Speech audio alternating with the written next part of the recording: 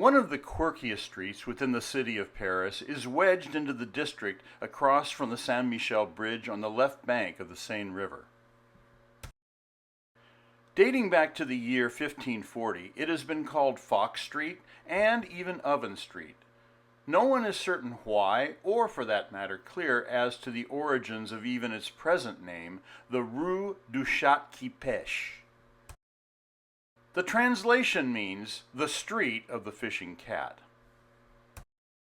The passageway appears to resemble more of an alley than proper street.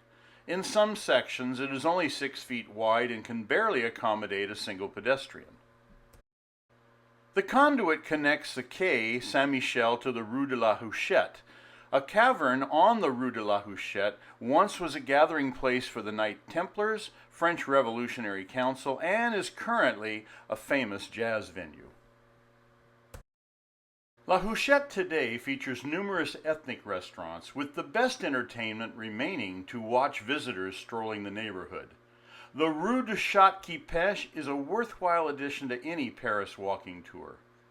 Simply make certain that you scale the passage single file.